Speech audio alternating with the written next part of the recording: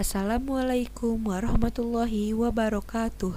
Perkenalkan, nama saya Jihan Nabila. Saya mahasiswa dari jurusan D3 Keperawatan, tingkat 1, Stikes Akbid Wijaya Husada Bogor. Di sini saya akan membuat sebuah video tentang sistem saraf untuk memenuhi tugas mata kuliah anatomi fisiologi.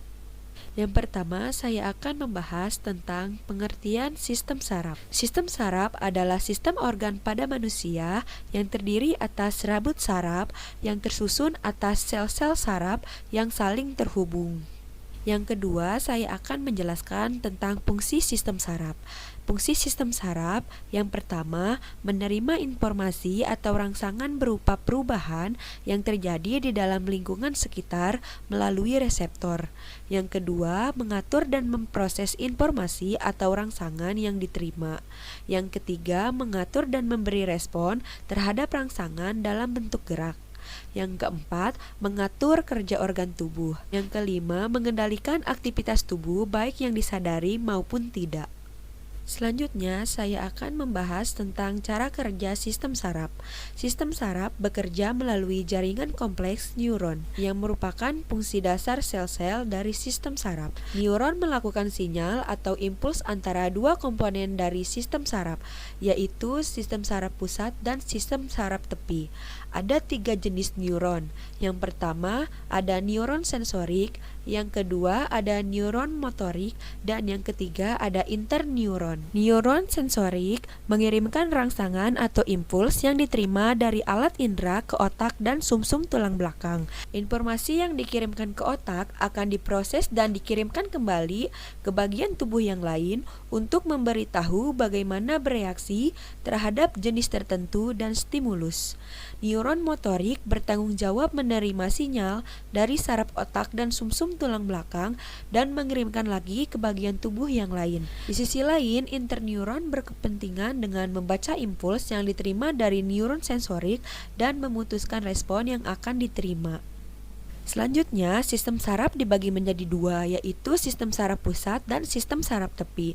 Yang pertama ada sistem saraf pusat. Sistem saraf pusat terdiri dari otak dan sumsum tulang belakang, di mana otak melakukan semua fungsi yang disadari. Otak bertanggung jawab terhadap pengalaman berbagai macam sensasi atau rangsangan terhadap kemampuan manusia untuk melakukan gerakan-gerakan yang mengikuti kesadaran atau kemauan. Yang kedua, sumsum tulang belakang. Sumsum tulang belakang berfungsi untuk berkomunikasi dengan saraf dan otak dalam menerima rangsang, pergerakan, dan juga refleks tubuh. Selanjutnya, ada sistem saraf tepi. Sistem saraf tepi terdiri dari saraf kranial, ganglia di luar sistem saraf pusat, dan saraf spinal, di mana saraf kranial berfungsi untuk mengumpulkan dan menghubungkan informasi dari otak ke bagian yang lain, terutama kepala dan leher. Yang kedua, ganglia di luar sistem saraf pusat berfungsi untuk mengelola pesan untuk disampaikan kepada beberapa bagian otak. Yang ketiga, ada saraf spinal yang berfungsi untuk menghantarkan informasi berupa rangsangan atau impuls. Selanjutnya, saya akan membahas tentang struktur sel saraf. Yang pertama ada dendrit. Dendrit yaitu cabang dari neuron yang berfungsi untuk mengirimkan impuls ke badan sel saraf. Yang kedua ada badan sel. Badan sel yaitu bagian utama dari sel saraf yang berfungsi untuk menerima rangsangan dari dendrit dan meneruskannya ke akson. Yang ketiga ada nukleus. Nukleus yaitu inti sel yang bisa ditemukan pada sel eukariotik yang berfungsi sebagai mengontrol aktivitas sel.